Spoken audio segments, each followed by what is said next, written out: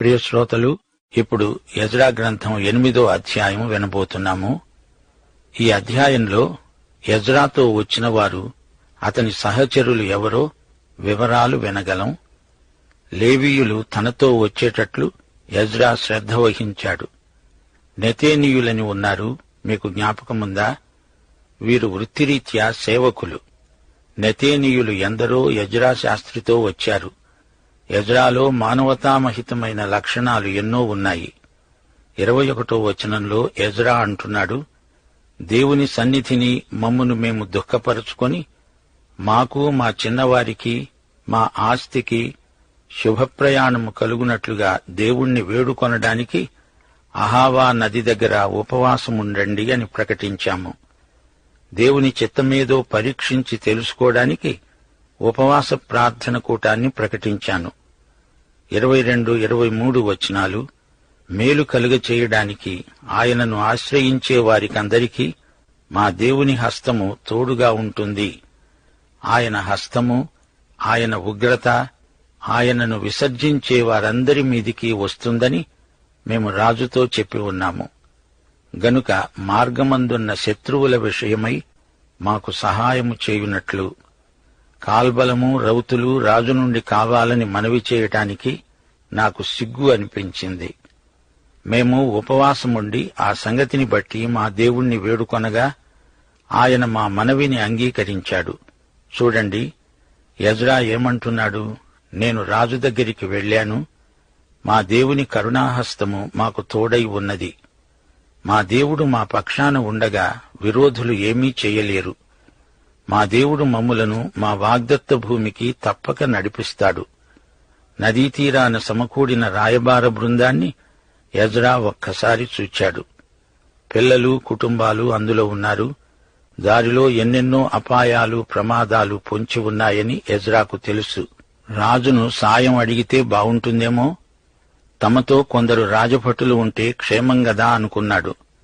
కటిక్కిన రాజంటాడేమో, Ezra Sastry, నువ్వు దేవుని యందు విశ్వసిస్తున్నాను అన్నావే, ఇంత భయం దేనికి? శ్రోతలు వింటున్నారా? మనలో చాలా మందిమి మన విశ్వాసాన్ని గురించి గొప్పలు చెప్పుకుంటాము. మా దేవుడు ఆశ్చర్యకరుడు అంటాము. తీరా ప్రమాదం ముంచుకొచ్చేసరికి వారా వీరా అంటూ దిక్కులు చూస్తాము. ఇది మానవ లక్షణం. అందుకే అంటున్నాడు, రాజును బందోబస్తు కోసం అడగాలంటే సిగ్గు అనిపిస్తోంది. ఎజ్రా ప్రార్థన సమావేశం ఏర్పాటు చేశాడు, ఉపవాసమున్నాడు. అన్నాడు, దేవా తండ్రి, మేము నీ మీదనే ఆధారపడతాము. మనం కూడా అనేకసార్లు ఇలాంటి పరిస్థితిలోకి వస్తాము. ఇది మనకు సాధారణ అనుభవమే. 31, 32 వచనాలు, మేము మొదటి నెల 12వ దినమందు యెరూషలేముకు రావటానికి అహావా నది నుండి బయలుదేరగా మా దేవుని హస్తము మాకు తోడుగా ఉండి శత్రువుల చేతిలో నుండి, మార్గమందు పొంచి ఉన్న వారి చేతిలో నుండి మమ్ములను తప్పించినందున మేము యెరూషలేముకు వచ్చి 3 దినాలు అక్కడే బస చేశాము. రాజుగారు ఎంతో బంగారం పంపాడు. అంతేకాక వెండి, వెలగల పాత్రలు ఇచ్చాడు. ఇవన్నీ యాజకుల చేతికి అప్పగించబడినవి. మార్గమధ్యంలో దేవుడే వారికి కాపుదల అనుగ్రహించాడు. అందరూ మహాసురక్షితంగా గమ్యస్థానం చేరుకున్నారు. యెరూషలేములో 3 రోజులున్నారు. సామగ్రి అంతా దేవుని గృహానికి, దేవాలయానికి చేర్చారు. 35వ వచనం, చెరలోనికి కొనిపోబడిన వారికి పుట్టి చెర నుండి విడుదల నొంది తిరిగి వచ్చిన వారు ఇశ్రాయేలీయుల దేవునికి దహన బలులు అర్పించారు. ఇశ్రాయేలీయులందరి కొరకు 12 ఎడ్లను, 96 పొట్టేళ్లను, 77 గొర్రెలను, పాప పరిహారార్థ బలిగా 12 మేకపోతులను తెచ్చి అన్నిటినీ దహన బలిగా యెహోవాకు అర్పించారు. శ్రోతలు గమనించండి, 12 మేకపోతులను అర్పించారు. ఇశ్రాయేలు జాతి అంతటి కోసం అది పాప పరిహారార్థ బలి. ఈ యూదులు తిరిగి యెరూషలేముకు రావడం, దేవునికి బలులు అర్పించగలగడం నిజంగా ఎంత గొప్ప భాగ్యమో. వారి ఆనందానికి మేరలేదు. 29వ వచనంలో ఎజ్రా అంటున్నాడు, మీరు యెరూషలేములో యెహోవా మందిరపు ఖజానా గదులలో యాజకుల యొక్క, లేవీయుల యొక్క ఇశ్రాయేలు పెద్దల యొక్క ప్రధానులైన వారి ఎదుట వాటిని తూచి అప్పగించే వరకు వాటిని భద్రంగా ఉంచండని వారితో చెప్పాను. ఈ విలువైన సామగ్రిని ప్రజలు మోసుకుపోయారు. యాత్ర ముగించాక నమ్మకంగా వాటిని దేవాలయానికి అప్పగించారు. ప్రియ సోదరీ సోదరులారా, మనము కూడా ఇహలోక యాత్రను ముగించాక ప్రభువు న్యాయపీఠం ఎదుట లెక్క అప్పగించాలి. దేవుడు మనకు అప్పగించిన దానికి మనం నమ్మకమైన గృహ నిర్వాహకులం. జాగ్రత్త! సోదరీ సోదరులారా, వింటున్నారా? ఎవరో వచ్చి నీకు ఏదో ఇస్తారని కనిపెట్టవద్దు. స్వచ్ఛందంగా దేవుని పనికి సిద్ధమవ్వాలి. రోమాపత్రిక 12వ అధ్యాయం 4 నుండి 8వ వచనం, 1 పేతురు 4వ అధ్యాయం 10వ వచనం మననం చేయండి. ఒక్క శరీరంలో మనకు అనేక అవయవాలు ఉన్నా ఈ అవయవములన్నిటికీ ఒక్కటే పని ఎలాగూ ఉండదో అలాగే అనేకులమైన మనము క్రీస్తులో ఒక్క శరీరముగా ఉండి ఒకనికి ఒకరము ప్రత్యేకముగా అవయవములమై ఉన్నాము. మనకు అనుగ్రహించబడిన కృప చొప్పున వేర్వేరు కృపావరములు గలవారమై ఉన్నాము. ప్రతి ఒక్కడూ సంతోషముతో పని జరిగించాలి. దేవుని నానావిధమైన కృప విషయమై మంచి గృహ నిర్వాహకులై ఉండి ఒక్కొక్కడు కృపావరము పొందిన కొలది ఒకనికి ఒకడు ఉపచారం చెయ్యాలి. ఎజ్రా శాస్త్రి తన బృందంతో 1500 కిలోమీటర్లు కాలినడకన ప్రయాణం చేశాడంటే అది మామూలు సంగతి కాదు. ప్రయాణానికి 4 నెలలు పట్టింది. దారి పొడుగునా వారు ప్రార్థిస్తూనే ఉన్నారు. మనం కూడా ఈ రోజున మన ప్రయాణాలలో దేవుని కాపుదల కోసం ప్రార్థన చేయటానికి బద్ధులమై ఉన్నాము. ఈ రోజు ఎజ్రా కాలం నాటికంటే ప్రయాణ సౌకర్యాలు ఎక్కువే అయినా ప్రమాదాలు కూడా ఎక్కువగానే జరుగుతున్నాయి. ప్రయాణానికి కావలసిన భౌతికమైన ఏర్పాట్లు మాత్రమే కాక ఆధ్యాత్మికంగా ఎజ్రా ఎంతో సిద్ధపడ్డాడు. వారు ఉపవాస ప్రార్థనలతో ప్రయాణానికి సిద్ధపడ్డారు. ఈ విధంగా వారు దేవుని మీద పూర్తిగా ఆధారపడి సుదీర్ఘ ప్రయాణం కొనసాగించారు. ఆధ్యాత్మిక సిద్ధపాటు లేనిదే త్వరపడి దేవుని కార్యానికి పూనుకోకూడదు. మన దేవుడు కేవలం ఆపద మొక్కుల దేవుడు అనుకోకండి. మరో మాట, దేవుడు మనకు అప్పగించిన దానికి మనం గృహ నిర్వాహకులం. దాన్ని భద్రంగా పరలోకానికి చేర్చి దేవునికి అప్పగించాలి. మరచిపోవద్దు, ప్రతి బాధ్యత దేవుని నుండి దేవుని మహిమ కొరకే మనకు అప్పగించబడింది. ప్రియ శ్రోతలు, చూచారా ఎజ్రా ఎంతటి ఆధ్యాత్మిక క్రమశిక్షణ గలవాడో? ఒక వ్యక్తి ఏమి సాధించాడు అని కాదు, దేవునికి ఎంత లోబడ్డాడు, అతని సమర్పణ ఏ స్థాయికి చెందింది అనేది ముఖ్యం. దేవుడు ఒక వ్యక్తి ద్వారా ఏమేమి చేయగలడో రుజువుపరిచే సాక్ష్యాలే భక్తుల విజయాలు. అలనాటి భక్తులు దేవునికి లోబడటంలో నిమగ్నమైపోయి తమ విజయాలను గురించిన చైతన్యాన్ని కూడా కోల్పోయారు. నేటి భక్తులకు నాటి భక్తులకు ఎంతో తేడా కనపడుతోంది గదూ. ఎజ్రా శాస్త్రి యెరూషలేముకు రాగానే ఏం చేశాడు? సాంఘిక సాంకర్యాన్ని అరికట్టడానికి కఠిన చర్య తీసుకున్నాడు. యెరూషలేము దేవాలయ నిర్మాణం తరువాత ఎజ్రా, నెహెమ్యా కలిసి ఎంతో ఘనమైన సేవ చేశారు. ఎజ్రా దేవుని వాక్యానికి అంకితమైపోయిన మనిషి. బబులోను నుండి 2వ విడత చెర నుండి తన ప్రజలను యెరూషలేముకు నడిపించిన నాయకుడు. దేవుని ఆజ్ఞలను తూచా తప్పకుండా పాటించిన నాయకుడు. అర్థహశస్త పర్యవేక్షణలో ప్రజలకు బైబిలు విద్యా బోధనా ప్రణాళికను రూపొందించిన దైవసేవకుడు. పాత నిబంధనలో గొప్ప ఉజ్జీవానికి నెహెమ్యాతో పాటు దేవుని సాధనముగా వాడబడిన దైవసేవకుడు. దేవుని వాక్యానికి అంకితమైపోయిన వారు ఏ విధంగా జాతినంతటినీ ప్రభావితం చేయగలరో ఎజ్రా జీవితమే మనకు గొప్ప మాదిరి. దేవుని సేవకు స్వచ్ఛందంగా అంకితమైపోవాలి.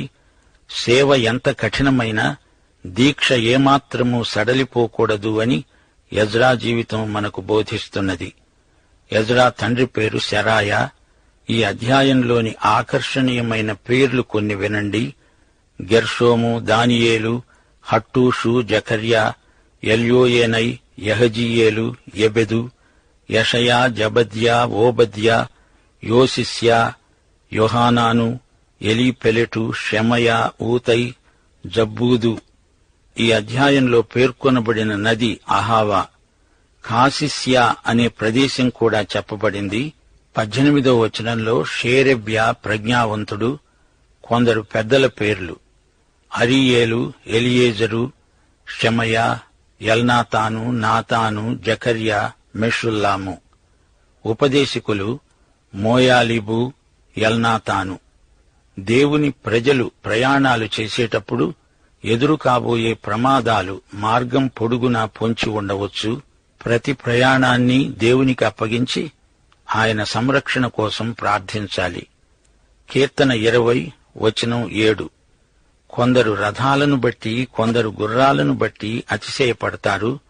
మనమైతే దేవుడైన యెహోవా నామమును బట్టి అతిశయపడతాము. కీర్తన 118 6, 7 వచనాలు. యెహోవా నా పక్షమున ఉన్నాడు, నరులు నాకేమి చేయగలరు? యెహోవా నా పక్షము వహించి నాకు సహకారి అయి ఉన్నాడు. నా శత్రువుల విషయమైన నా కోరిక నెరవేరడం నేను చూస్తాను. రోమాపత్రిక 8వ అధ్యాయం 31వ వచనం. దేవుడు మన పక్షాన ఉండగా మనకు విరోధి ఎవడు? మరో మాట, ఎజ్రా ఉపదేశించిన సూత్రాలకు అతని జీవితం సరిపోతున్నది. తన సమకాలీనుల దృష్టిలో తాను చెప్పిందే చేసేవాడుగా కనిపించాలని అతని దీక్ష. మరో మాట, దేవునికి చెందినవి ఏవైనా తనకు అప్పగించబడినప్పుడు ఆ వ్యక్తి తన సొంత ఆస్తి కంటే దేవునికి చెందిన వాటిని కాపాడేందుకు ఎక్కువ శ్రద్ధ వహించాలి. క్రైస్తవులలో ఈనాడు దేవునికి అర్పించబడిన డబ్బు ఎంతో దుర్వినియోగమవుతున్నది అనేది నిర్వివాదాంశం. డబ్బును జాగ్రత్త చేయవలసిన గృహ నిర్వాహకులు దొంగలవడం ఎంతైనా శోచనీయం. సోదరీ సోదరులారా, వింటున్నారా? పాత నిబంధనలోని అనేక సంకేతాలు యేసుక్రీస్తునే సూచిస్తాయి. బల్యర్పణ అంటే క్రీస్తే. దేవుని సంఘానికి యేసే సర్వములో సర్వం. యేసుక్రీస్తును ఒక సజీవ వ్యక్తిగా మనము ఎన్నడూ మర్చిపోకూడదు. యేసుక్రీస్తు యొక్క సేవకులే సంఘము యొక్క సేవ. యేసుక్రీస్తును మనం ప్రతిఫలించాలి. ఆయన మాటలను ప్రతిధ్వనించాలి. ఆయనను ప్రతిబింబించాలి. యేసు మనకు మంచి కాపరి. ఫిలిప్పీ 4వ అధ్యాయం 19వ వచనం. క్రీస్తునందు మహిమలో దేవుడు మన ప్రతి అవసరమూ తీరుస్తాడు. యేసు నిన్న, నేడు, సదాకాలము ఒకే రీతిగా ఉన్నాడు. దేవునికి స్తోత్రం. గమనించండి, సంఘం యేసు యొక్క మంద. యేసు ప్రధాన కాపరి, విశ్వాసులు సహకాపరులు. ఆయన మంచి కాపరి. గొర్రెలను గురించి అధిక శ్రద్ధ తీసుకుంటాడు. గొర్రెల కోసం తన ప్రాణం పెట్టాడు.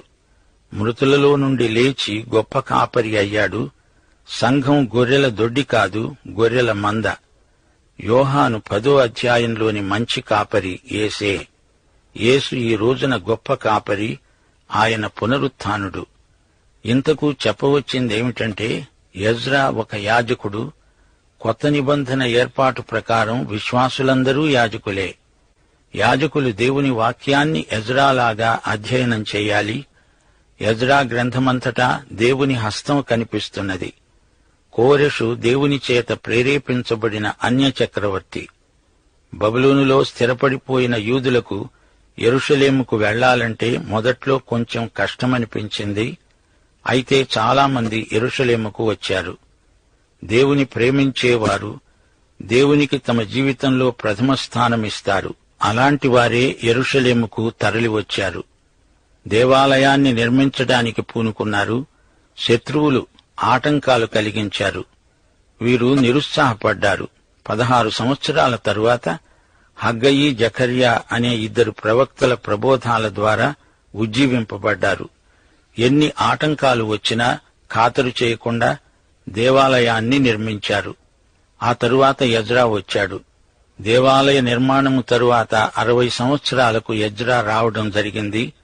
ధర్మశాస్త్రాన్ని ప్రకటించడానికి పారసీక రాజు ఎజ్రాకు అనుమతి ఇచ్చాడు. ఎజ్రా వెంట వచ్చిన వారు కొత్త తరం మనుషులు. వీరందరూ ప్రయాణం చేసి అతి కష్టం మీద యెరూషలేముకు చేరుకున్నారు. ఎజ్రా వచ్చిన తరువాత అతడు ఒక గొప్ప సాంఘిక సమస్యను ఎదుర్కోవలసి వచ్చింది.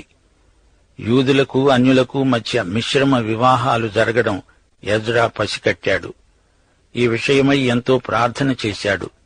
దేవుని ఎదుట తన జాతి పక్షంగా ఎంతో పశ్చాత్తప్తుడయ్యాడు. ఇలాంటి మిశ్రమ వివాహాలను నిషేధిస్తూ నేరస్తులను కఠినంగా శిక్షించడానికి కొందరు విచారణకర్తలను నియమించి వారితో కలిసి నేరస్తులను శిక్షించాడు. ఈ బాధ్యత విషయమై దేవునితో నిబంధన చేసుకున్నాడు. ప్రియ శ్రోతలు, గమనించారా? దేవుడు తన చిత్తాన్ని నెరవేర్చుకొనడానికి అన్యరాజులను వాడుకుంటాడు. ఈ విధంగా తన ప్రజలకు దేవుడు హెచ్చరికలు చేస్తాడు. వారు దేవుని ప్రజలు. దేవుడు వారిని రక్షించగలడు, తప్పు చేసినప్పుడు శిక్షించగలడు. ఎజ్రా, నెహెమ్యా, హగ్గయి, జకర్యా మొదలైన నాయకులు దేవుని చిత్తాన్ని వారికి బయలుపరిచారు. 8వ అధ్యాయంలో ఇంతవరకు మనం ఎజ్రా తన బృందం అంతటితో కలిసి ఎలా ప్రయాణం చేశాడో చూచాము. ప్రియ శ్రోతలారా, చరిత్రలో దేవుడు చేసిన కార్యాలు మీరు వింటున్నప్పుడు మీకు ఏమనిపిస్తోంది? యేసుక్రీస్తు చరిత్రకు దేవుడు. ఆయన తన ప్రజలకు ఎంతో సన్నిహితుడు. వారి యావద్బాధలో ఆయన బాధనొందుతాడు. ఆయన తన ప్రజలతో సంయుక్తమయ్యే దేవుడు. తన ప్రజలు ప్రత్యేకతను కోల్పోయినప్పుడు ఆయన ఎంతో వేదన చెందుతాడు. ఈ గ్రంథంలో ఎజ్రా యొక్క నాయకత్వ సామర్థ్యం తేటగా కనపడుతోంది. ముగింపులో మా శ్రోతలకు మరో మాట చెప్పగోరుతాము. ఎజ్రా గ్రంథమంతా ఇశ్రాయేలు ప్రజల చెరను గురించి, విడుదలను గురించి, యెరూషలేము దేవాలయ పునర్నిర్మాణము గురించి రాయబడింది. ఇది ఎంతో ఆసక్తిజనకమైన గ్రంథం. ఈ ప్రజలు తమ దేశానికి వచ్చినప్పుడు దేవుడు వారితో కూడా వచ్చాడు. దేవుడే తన ప్రజలతో కలిసి మందిరం నిర్మించాడు. ఈ నూతన దేవాలయ ప్రతిష్ఠ ఎంత అద్భుతంగా జరిగిందో చూచారు గదా. ప్రజలు పరిశుద్ధ జీవితానికి తమను తాము అంకితం చేసుకున్నారు. పరిశుద్ధ జీవితం మనకెంతో అవసరం. క్రైస్తవ విశ్వాసులమైన మనం దేవుని ప్రబోధాలకు విధేయులమైతే, అంతము వరకు విశ్వసనీయులమై బ్రతికితే దేవుడు మనతో ఉంటాడు. ప్రకటన 2వ అధ్యాయం 10వ వచనం ప్రభు అంటున్నాడు, ఇదిగో మీరు శోధింపబడినట్లు అపవాది మీలో కొందరిని చెరలో వేయించబోతున్నాడు. మరణము వరకు నమ్మకంగా ఉండు, నేను నీకు జీవ కిరీటమిస్తాను. ప్రియ సోదరీ సోదరులారా, ప్రస్తుత యుగం ముగింపునకు రాబోతోంది. మనము పరిశుద్ధ జనమై పరిశుద్ధ దేవునితో పరిశుద్ధ పట్టణమైన పరలోకంలో సదాకాలం జీవించబోతాము. సిద్ధంగా ఉన్నారా? యేసుక్రీస్తు ద్వారా దేవుడు మాట్లాడుతున్నాడు. యేసుక్రీస్తే మన రాజు, రాజులకు రాజు. ఆయన త్వరలో రాబోతున్నాడు. పాఠం సమాప్తం. ప్రభు అయిన యేసుక్రీస్తు వారి దివ్యకృప, తండ్రి అయిన దేవుని పరమ ప్రేమ, పరిశుద్ధాత్మ యొక్క అన్యోన్య సహవాసము, సమాధానము మనకందరికీ సదాకాలము తోడై ఉండునుగాక. ఆమేన్.